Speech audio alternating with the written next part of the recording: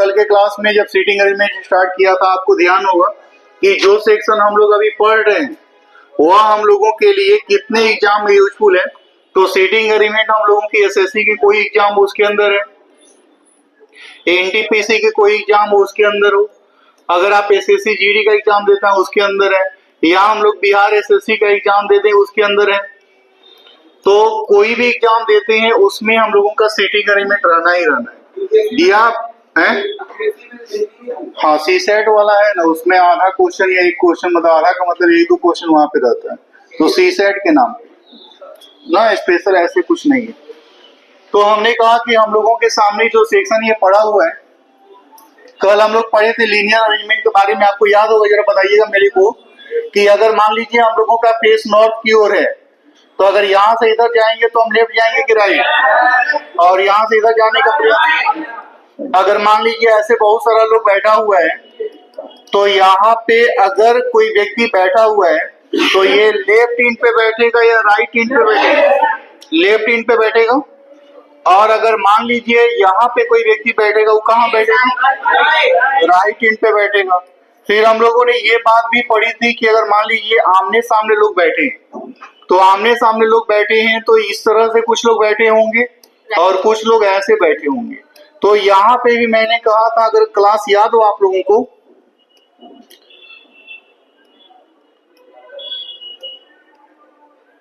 तो हमने कहा था कि अगर यहाँ से इधर जाना चाहे तो क्या होगा? लेफ्ट, और यहाँ जाना चाहे तो ये लेफ्ट इंड पे बैठेगा और ये, लेकिन अगर यहाँ वाले सेक्शन में जाना चाहेंगे तो इधर क्या होगा? राइट। इधर क्या होगा?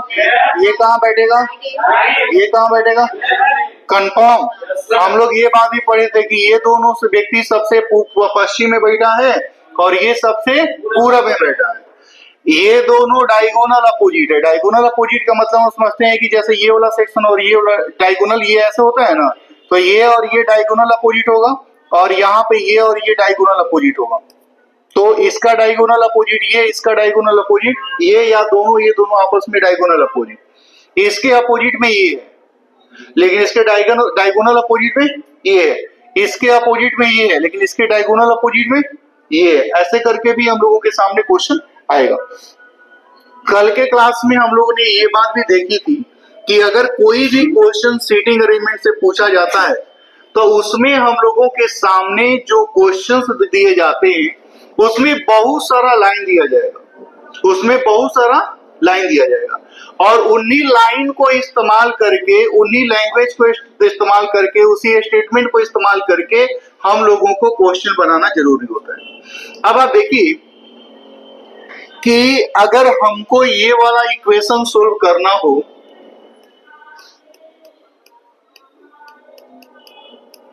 तो इस इक्वेशन को हम सोल्व कर पाएंगे कि नहीं? सोल्व कर पाएंगे। लेकिन अगर मान लीजिए यही इक्वेशन हम लोगों के सामने कुछ इस तरह का रहता, तो इसको हम लोग सोल्व कर पाते कि नहीं?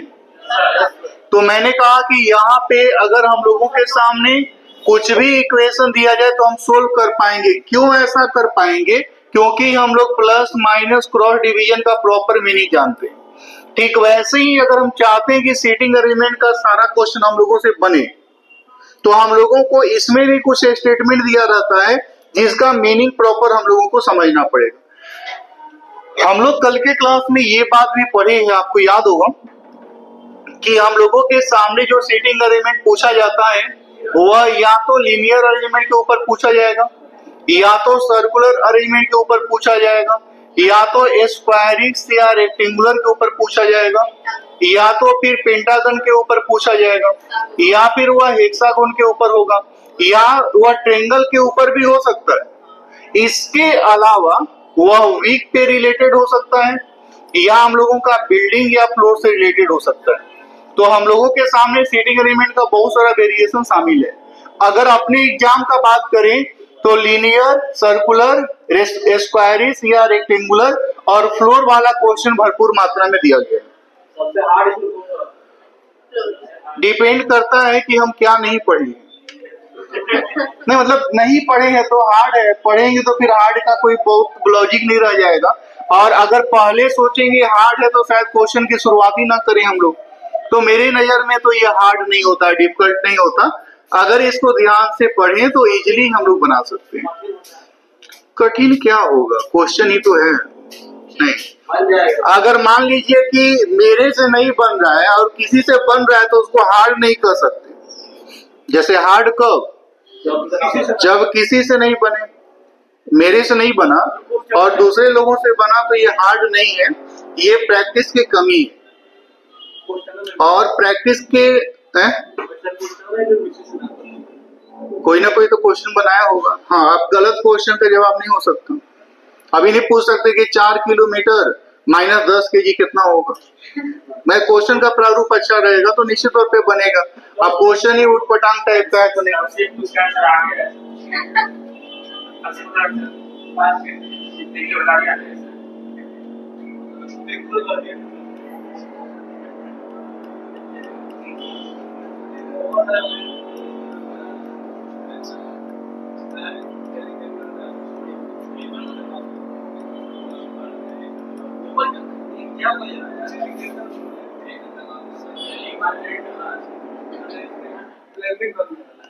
मतलब जैसे कोई साबित करना चाहता है कि हम भी हैं।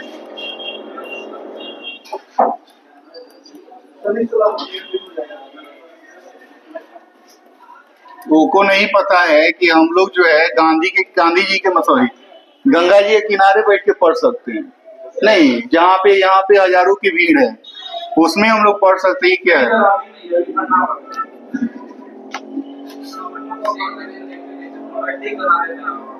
अभी ठंडा लग रहा है।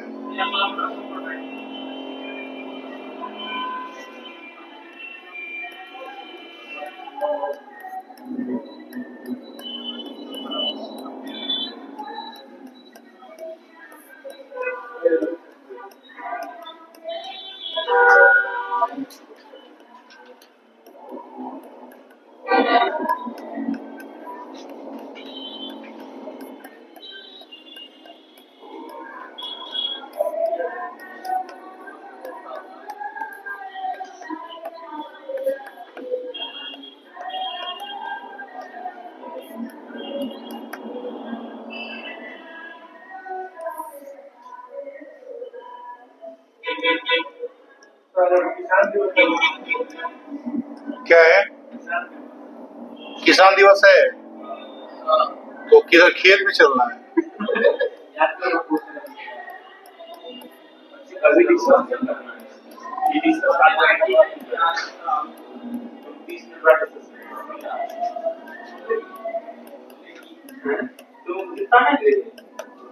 कल क्लास का मॉनिटर कौन था? तो भाई आप जानते हैं कि देश में कोई भी हादसा हो तो प्रधानमंत्री जिम्मेवार होते हैं और मैं प्रधानमंत्री नहीं हूँ।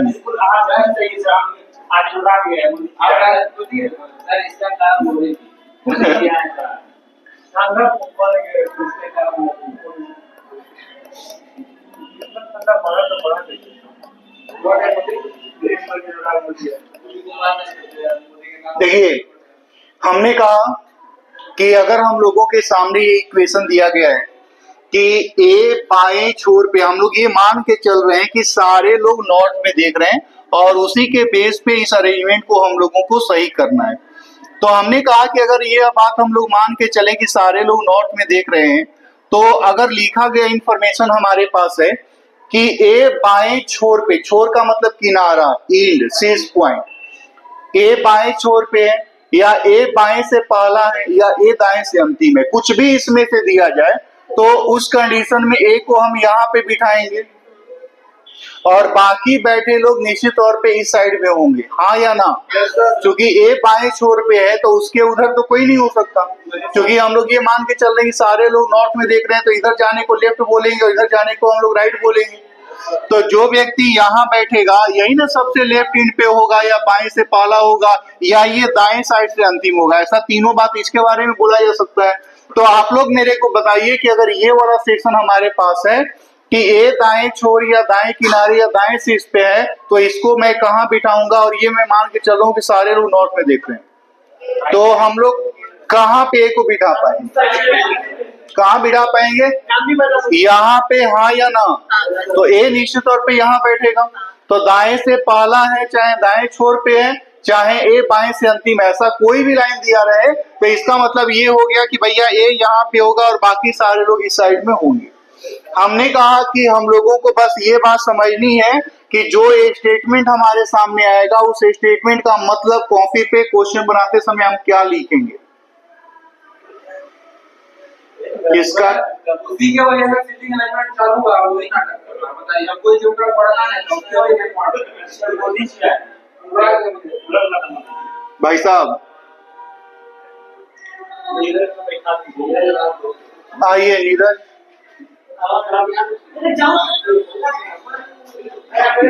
देखिए अब या तो दो ही ऑप्शन है, या तो बाहर या तो जगह चेंज।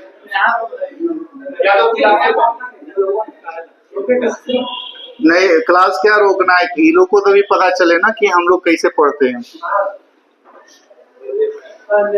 खैर, तो मैंने कहा भाई गलत बात, इनका कैप है तो आप कैप ले लीजिए।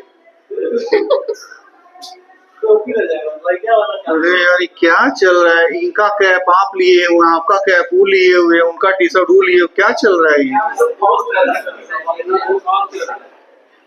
इसे मैं आगे बढ़ाऊंगा।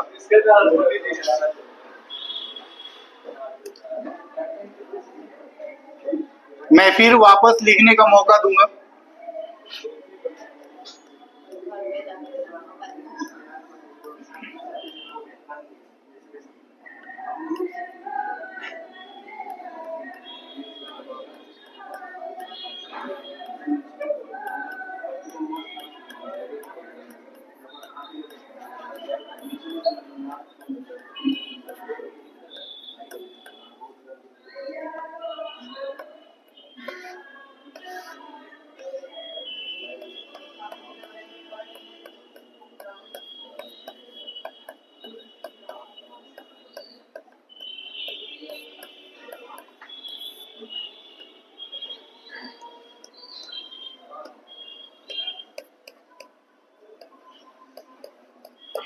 देखिए, हमने कहा कि अगर हम लोगों के सामने ये लाइन दिया गया हो तो इस लाइन का मतलब हम लोग क्या समझेंगे, क्या निकालेंगे।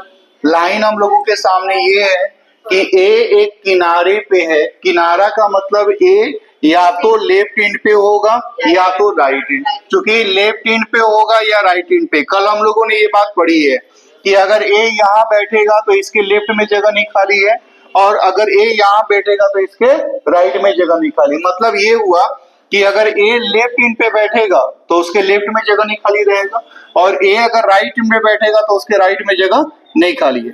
तो आप लोग बताइए कि अगर हमारे सामने ये वाली बात है तो ए लेफ्ट एंड पे बैठेगा या ए राइट एंड पे है? तो ए एक किनारे पे है जिसके दाएं सी है, तो जैसे ही जिसके दाएं बैठा है इसका मतलब है कि वो कहाँ बैठेगा, तभी ना हम लोग बैठा पाएंगे। तो ए यहाँ पे बैठेगा जिसके दाएं, तो निश्चित तौर पे सी को हम लोग यहाँ पे बिठा पाएंगे। ठीक है ना। अब जरा इस लाइन को पढ़ के बताइए कि इसका मतलब क्या है।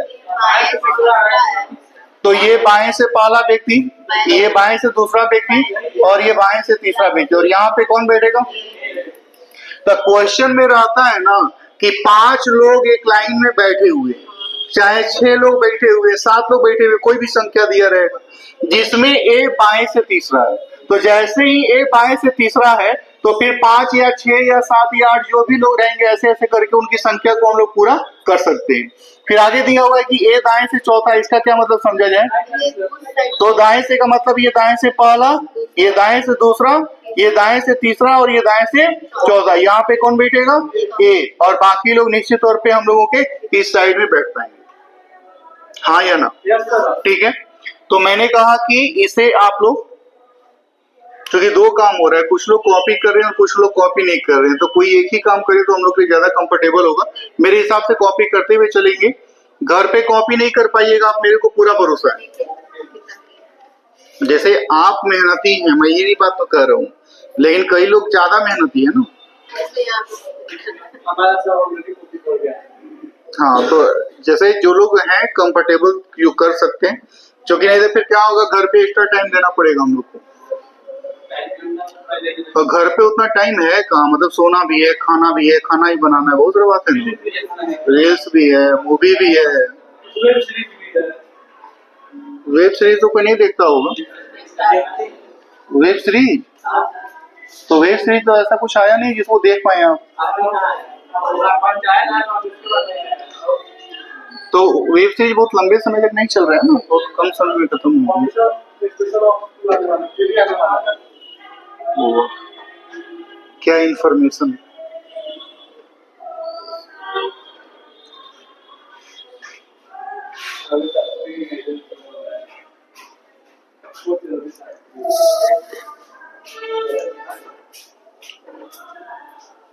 हो गया भाई।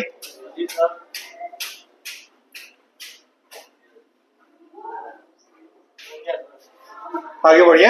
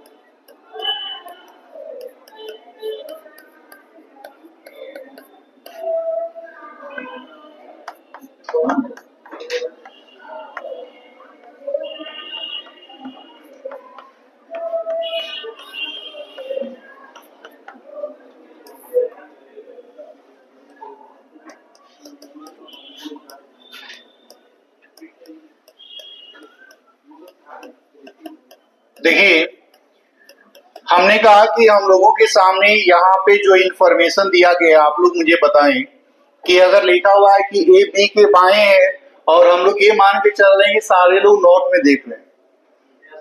अब यहाँ पे अगर लिखा गया है कि ए बी के बाएं है, तो अगर हमने बी को यहाँ पे बिठाया तो ए का जगह किधर होगा? इधर होगा। तो ए बी के बाएं है, तो आप पहले तो कई लोगों को यहाँ पे यही कंफ्यूजन हो जाता है कि हम ए को बाएं बनाए या बी को। तो यहाँ पे लिखा है ना कि बी के लेफ्ट में ए है, तो बी को अगर यहाँ बनाएंगे तो बी का लेफ्ट तो इधर ही होगा ना हम लोगों का। अच्छा, ये बात हम लोगों को मेंशन नहीं किया कि कितना लेफ्ट में। ठीक है, जरा इस पॉइंट को देख के बताइएगा कि क्या यहाँ पे ए और बी का अरेंजमेंट हम लोग के दिमाग में फिट हो रहा है कि कैसे होगा। तो अगर हम बी को यहाँ पे बिठा दिए तो बी के ठीक बाएं, तो ठीक का मतलब ये हुआ कि इन दोनों के बीच में कोई नहीं आ सकता। लेकिन यहाँ पे अगर ये लाइन है तो इन दोनों के बीच में कोई आ भी सकता है और नहीं भी आ सकता है। ठीक है, लेकिन जब ये क्वेश्चन में हम लोगों को दिखाई दे अपने एसएससी लेवल में खास करके, तो हम लोग ये मान के चलेंगे। अब तो कुछ क्वेश्चंस में थोड़े से मॉडिफिकेशन भी आए हैं, तो यहाँ पे अगर ए बी के बाएं है तो यहाँ पे ठीक बाएं ही मान के चलना है। मतलब ये कि अगर ये लाइन आया और ये लाइन है, दोनों का मतलब शुरुआती दौर में यही मानना है कि भैया ए और बी के बीच में कोई नहीं है, जब तक कि क्वेश्चन खुद ना हम लोगों को कहे कि ए और बी के बीच में कोई है या ना। ठीक है, उसको तुरंत बाएं ही मान के चलेंगे। क्या इसका मतलब समझा पाएंगे हम लोग? बी के बाएं तीसरा, बी के बाएं का मतलब ये बाएं पहला, ये बाएं दूसरा और ये बाएं तीसरा। यहाँ पे कौन बैठेगा? क्या आप लोग ये बता पाएंगे कि यहाँ पे ए और बी का अरेंजमेंट क्या होगा? क्या होगा? यहाँ पे लिखा है कि बी के राइट में, बी के राइट में ना, तो बी को अगर यहाँ बनाए तो राइट मतलब इधर ना, 1 2 3, यहाँ पे कौन बैठेगा? कई लोग क्या करते हैं कि बी को ही 1 मान लेते हैं, तो ऐसा हम लोगों को नहीं करना है। ठीक है, तो इस पॉइंट को ध्यान रखना है कि अगर इसमें से कोई भी लाइन है तो हम लोग इस तरह से अरेंजमेंट कर सकते हैं। ठीक है, जस्ट जल्दी कॉपी।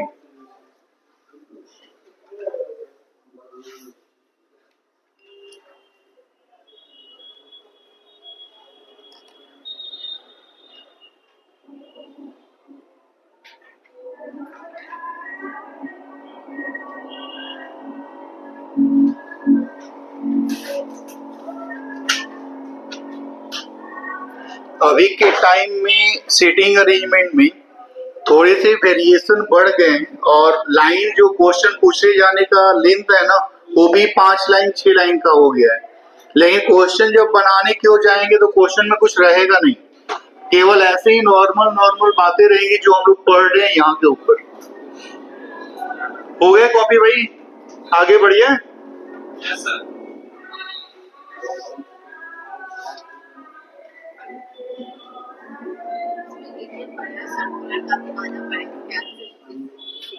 हो गए, आगे बढ़ा लें। तो हमने कहा कि अगर हम लोगों के सामने अभी तक का जो स्टेटमेंट हम लोगों ने देखा उसमें हम लोगों का क्या था, तो हम लोगों ने पहली बार में ये देखा कि अगर ऐसे क्वेश्चन रहेगा या ऐसे स्टेटमेंट रहेगा तो इसका मतलब क्या समझेंगे। अगर यही स्टेटमेंट हम लोगों का ऐसे दिया जाए तो उसका मीनिंग क्या समझेंगे। अगर यही स्टेटमेंट हम लोगों के सामने ऐसे रहे तो क्या हम लोग समझेंगे। अब हम लोगों के सामने स्टेटमेंट का थोड़ा सा वेरिएशन बदलेगा।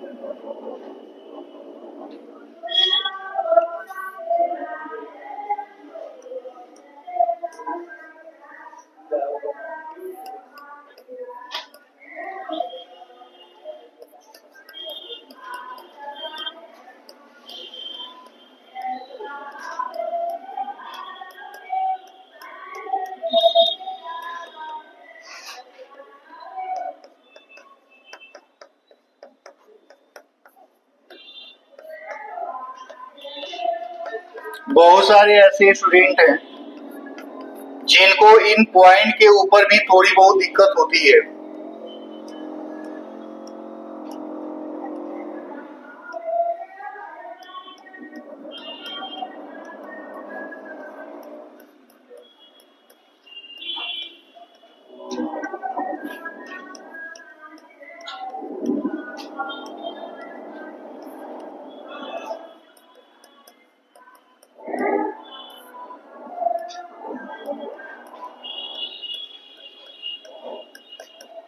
देखिए, हमने कहा कि अगर मान लीजिए हम लोगों के सामने कुछ इस तरह का इंफॉर्मेशन दिया है तो इन इंफॉर्मेशन का मतलब क्या समझा जाएगा। जैसे लिखा गया है कि ए के पड़ोसी बी और सी है, तो ए के पड़ोसी बी और सी है, जरा बताइएगा मेरे को कि ए का पड़ोसी बी और सी है तो क्या ए का पड़ोसी बी और सी ऐसे होगा। ऐसे नहीं होगा, ऐसे नहीं होगा। अच्छा, ए के पड़ोसी बी और सी 100% ऐसा होगा, ऐसा भी नहीं होगा। अच्छा, तब ए का पड़ोसी बी और सी है तो 100% ए यहाँ पे तो बी और सी यहाँ पे होगा।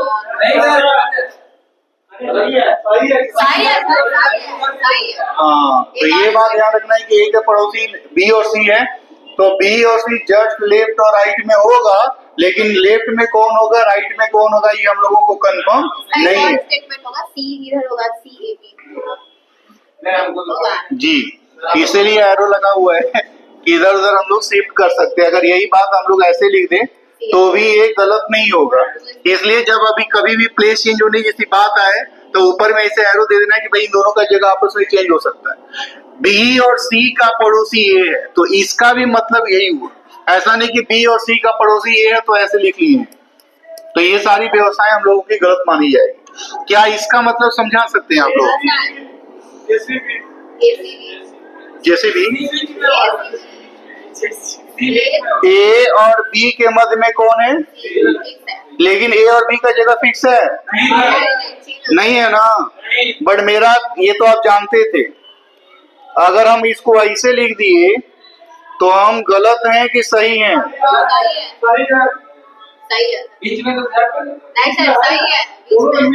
ये सही है कि गलत है, सही है, क्योंकि अभी भी ए और बी के बीच में सी है। और अगर यही बात हम लोगों के सामने अगर ऐसे भी लिख दिया जाता तो भी ये हम लोगों का सही है।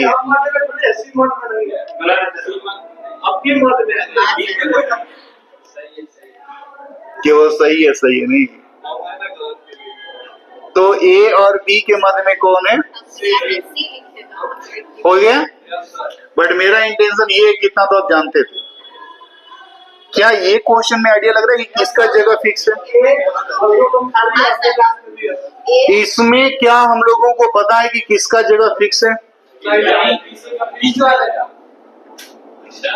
ए और बी के मध्य में दो लोग हैं, तो ए और बी 100% ऐसे होंगे, बट ए और बी कहाँ पे होगा ये कंफर्म नहीं है।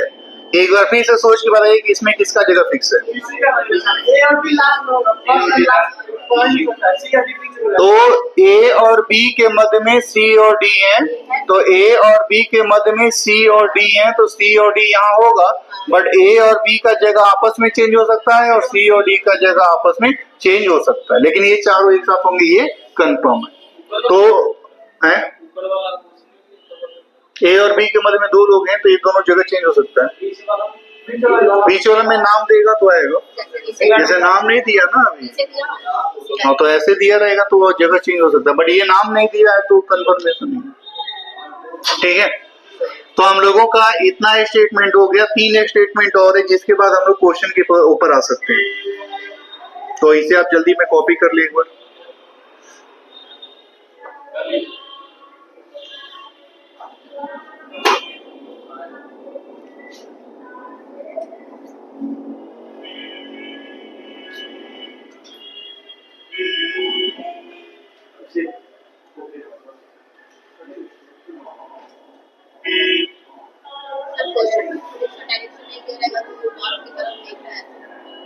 ऐसे जनरली क्वेश्चन के बिगिनिंग में लिखा रहता है कि नॉर्थ देख रहा है, साउथ देख रहा है, ईस्ट, और नहीं लिखा है तो नॉर्थ मान के चलेंगे, लिखा रहेगा तब पर भी नॉर्थ मानेंगे, लिखा रहेगा तो नॉर्थ मानना है, मतलब नॉर्थ साउथ ईस्ट कुछ भी दे नॉर्थ ही मानना है, नहीं दिया तो 100% मानना है। बहुत खास जरूरत तो नहीं है, क्योंकि उसके कॉन्सेप्ट और इसके कॉन्सेप्ट में बहुत अंतर है। हाँ, इतना हम लोग को पता है कि ऊपर को नॉर्थ, ये ईस्ट, ये साउथ ऐसे बोलते हैं, ये पता है ना कि भाई ये नॉर्थ है, ये साउथ है, ये ईस्ट है और ये वेस्ट है, बस इतना ही काफी है? हाँ है, लेकिन उसकी जरूरत नहीं है। सर अगर कोई डायरेक्शन दे देगा कि साउथ की तरफ है, जब आगे क्वेश्चन आएगा तो मैं वापस उस पर काम करूंगा। डायरेक्शन पे काम करेंगे, डायरेक्शन पढ़ लिया जाए अलग से, इसमें डायरेक्शन का कोई रोल नहीं, इसमें डायरेक्शन का कोई रोल नहीं।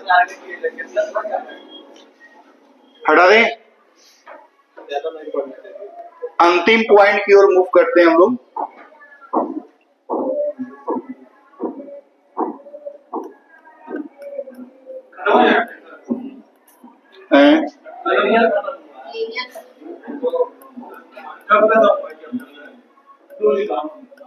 दो दिन और हो जाएगा।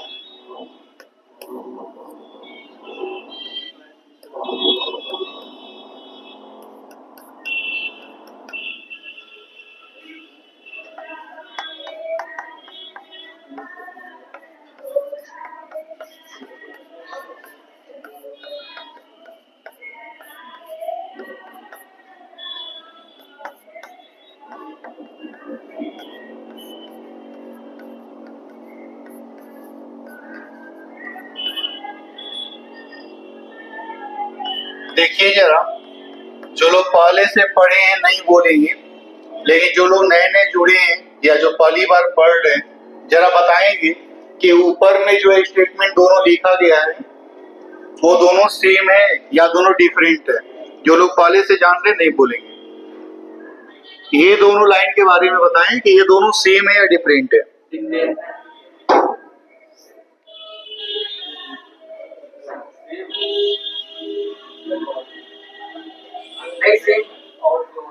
दो ही वर्ड है, एक बार में सेम एक बार में डिफरेंट बोल देना है।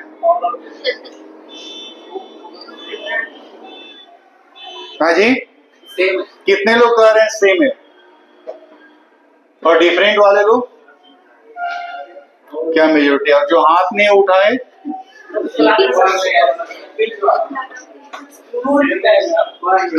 मतलब थोड़ी देर बाद बता देंगे ना। लिखा हुआ है कि ए बी के बाएं तीसरा है, ए बी के बाएं तीसरा है, बी के तुरंत दाएं है, डी के तुरंत दाएं है। अभी तक में तो कोई अंतर नहीं है, लैंग्वेज के हिसाब से तो कोई अंतर नहीं है। यहाँ पे एक वर्ड का इस्तेमाल हुआ है और यहाँ पे एक वर्ड का इस्तेमाल हुआ है, यही बेसिक अंतर है ना। देखिए जरा, लिखा गया है कि ए बी के बाएं तीसरा है। अगर बी को हम यहाँ बिठाते हैं, सब लोग मान के चल रहे हैं कि नॉर्थ इंडिया देख रहा है, तो बी को अगर यहाँ बिठाते हैं तो बी के बाएं तीसरे स्थान पे कौन बैठेगा? यहाँ तक में तो कोई दिक्कत नहीं होनी है। अब यहाँ पे लिखा है कि और यहाँ पे इसको ध्यान से समझिएगा, क्योंकि क्वेश्चन में आपको मेजर टाइम आपको ये नजर आते रहेगा और हम में से मैक्सिमम लोग ये बात में कंफ्यूजन में रहते हैं कि किसको कहाँ बिठाना है। इसलिए इस बात को समझना जरूरी है कि यहाँ पे दिया है कि डी के तुरंत दाएं है, डी के तुरंत दाएं, तो डी के तुरंत दाएं कोई ना कोई नाम चाहिए ना भाई। डी के तुरंत दाएं है तो डी के तुरंत दाएं कोई ना कोई नाम चाहिए ना। अब कोई में मतलब या तो ये नाम होगा या तो ये नाम होगा। तो ये कैसे डिसीजन होगा कि डी के तुरंत दाएं ए बैठा है कि बी बैठा है? तो इसका डिसीजन यहाँ वाले वर्ड से होगा। और अगर ये वर्ड और है तो ये दूर वाले नाम के लिए इस्तेमाल होता है। हाँ, फर्स्ट के लिए दूर वाले नाम के लिए इस्तेमाल होगा। तो अब यहाँ पे समझ गए कि डी के तुरंत दाएं कौन, तो कौन का जवाब है ए। ए डी के तुरंत दाएं है तो डी को यहाँ बिठाएंगे तब डी के दाएं ए हो पाएगा, हाँ या ना?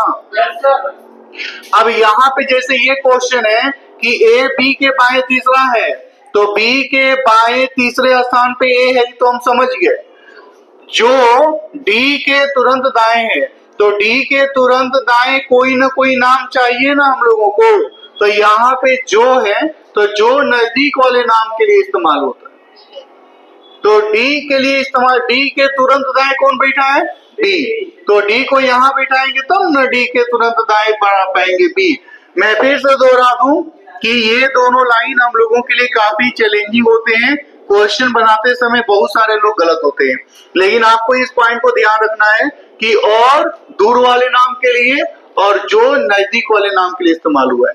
एक और वर्ड का इस्तेमाल हुआ है, इसमें क्या इस्तेमाल हुआ है? जिसके दूर वाले के लिए कि नजदीक वाले के लिए? तो इसको हम लोग पहले से दिमाग में कंफर्म नहीं कर सकते। ए बी के बाएं तीसरा है मतलब बी के बाएं तीसरा। अब लिखा है जिसके तुरंत दाएं डी, जिसके का मतलब या तो ए के दाएं या तो बी के दाएं, क्योंकि ये कंफर्म नहीं करता। तो जिसके का मतलब अगर ए के दाएं डी बैठेगा तो डी यहाँ बैठेगा, और अगर बी के दाएं बैठेगा तो डी यहाँ बैठेगा। ये दोनों में से कौन सा सही होगा, ये क्वेश्चन को जब आगे पढ़ेंगे तब हम लोगों को फील होगा। ठीक है, अब हम लोग ये समझ गए कि यहाँ पे और दिया है, तो और के जगह पे और क्या क्या इस्तेमाल हो सकता है क्वेश्चन में?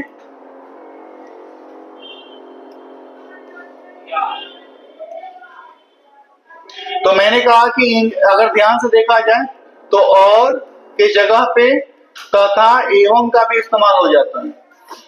कभी कभी तथापि, यद्यपि जैसा भी वर्ड इस्तेमाल होता है, कभी कभी लेकिन, किंतु, परंतु जैसा भी वर्ड, लेकिन, किंतु, परंतु जैसा भी वर्ड। तो अगर ध्यान से देखा जाए तो बट वर्ड का भी इस्तेमाल हो सकता है, एंड वर्ड का भी इस्तेमाल हो सकता है, ऑल्दो का भी इस्तेमाल हो सकता है। और जहां पे जो लिखा है इसको इंग्लिश में बोलते हैं हम लोग हु, और जहां पे लगा हुआ है जिसका तो उसके जगह पे जिसका, जिसकी, जिसके जैसे वर्ड का इस्तेमाल कर सकते हैं। और ये क्या हो जाएगा? विच वर्ड का इस्तेमाल करते हैं। ठीक है, तो इसे एक बार कॉपी कर ले, फिर हम लोग आगे बढ़ते हैं।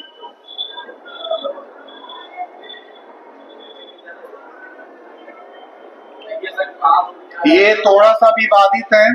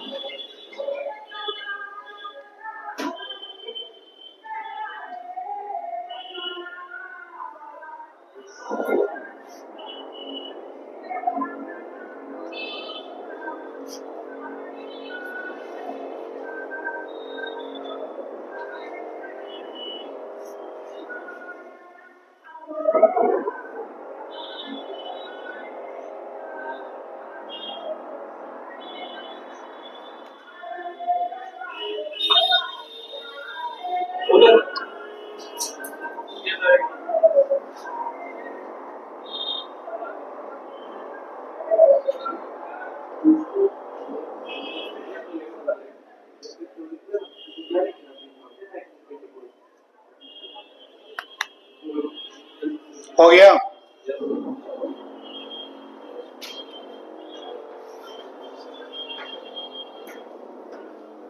इतना कॉपी हो गया? देखिए, हमने कहा कि जो लाइन हम लोगों ने जितनी देर पढ़ी है उसके हिसाब से हम बोलिए। हाँ, जिसके का मतलब जैसे लिखा है कि ए बी के बाएं तीसरा है, तो बी के बाएं तीसरा है, इसमें तो कोई दिक्कत नहीं, इस लाइन में तो कोई दिक्कत नहीं है। जिसके तुरंत दाएं डी है, तो जिसके का मतलब यानी अब देखिए यहाँ पे डी के दाएं कोई ना कोई हो रहा था, लेकिन यहाँ पे डी खुद दाएं में ना, तो अब ए के भी दाएं में डी हो सकता है या फिर बी के दाएं में भी डी हो सकता है, ये कंफर्म नहीं है। ये क्वेश्चन से पढ़ के कंफर्म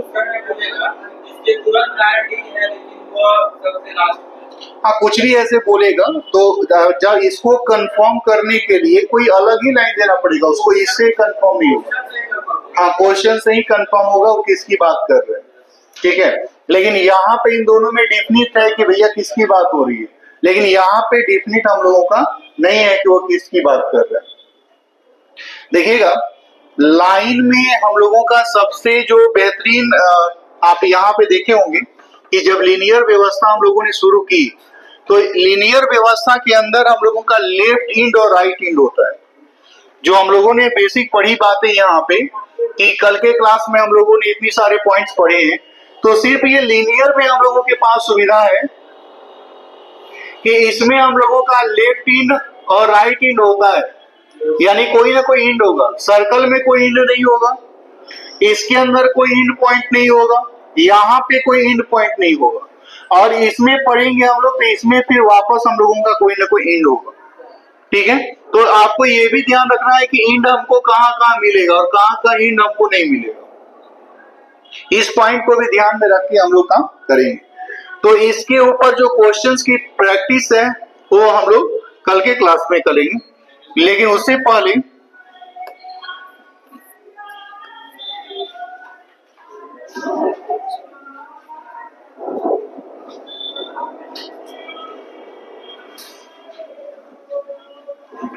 आइए बैठिए हुआ।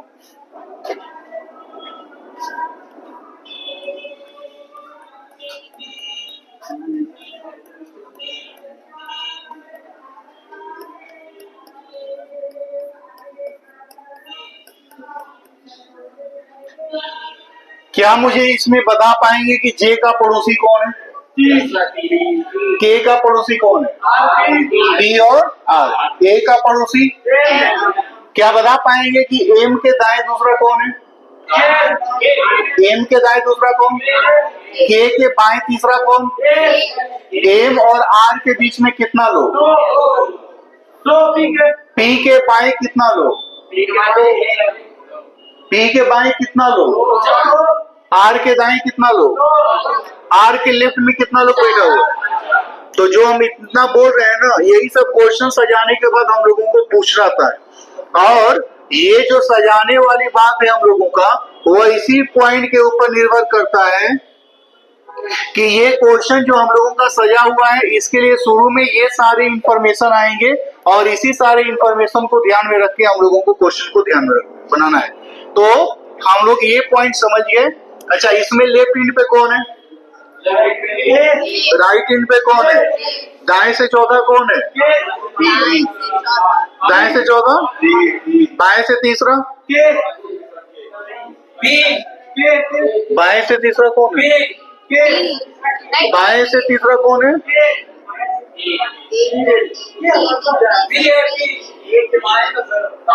बाएं से तीसरा, तो बाएं से तीसरा पी, ए के बाएं तीसरा, दाएं से तीसरा, तो दाएं से तीसरा मतलब ये दाएं से पहला दूसरा तीसरा। वैसा नहीं कि इसको छोड़ के काउंट कर रहे हैं। सब क्लियर है, लेकिन आप पढ़ा नहीं तो कंफ्यूज हो रहे हो। क्या कंफ्यूजन हुआ?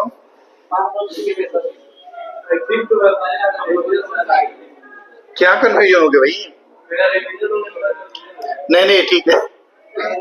जैसे पूछा कि बाएं से तीसरा कौन, ठीक है, पी ना। दाएं से तीसरा, के का पड़ोसी कौन? पी और कोई दिक्कत नहीं है। ए का पड़ोसी कौन? जे का पड़ोसी कौन? पी के बाएं दूसरा कौन? तो पी के बाएं दूसरा कौन? पी के बाएं दूसरा कौन? पी के दाएं दूसरा, टी के बाएं तीसरा, तो टी के बाएं तीसरा 1 2 3, ऐसे कुछ भी हम लोग लिख सकते हैं ना। इसी पॉइंट को ध्यान रखना है और कल हम लोग इसके ऊपर क्वेश्चन बनाएंगे, ठीक है। और कल ही हम लोग सर्कुलर अरेंजमेंट भी पढ़ेंगे, ठीक है। या कल ये हो सकता है कि कुछ क्वेश्चन बनाने के बाद हम लोग शुरू में फिर सर्कुलर और स्क्वायर दोनों पढ़ेंगे, ठीक है। तो चलिए फिर कल की क्लास में मिलते हैं। Thank you.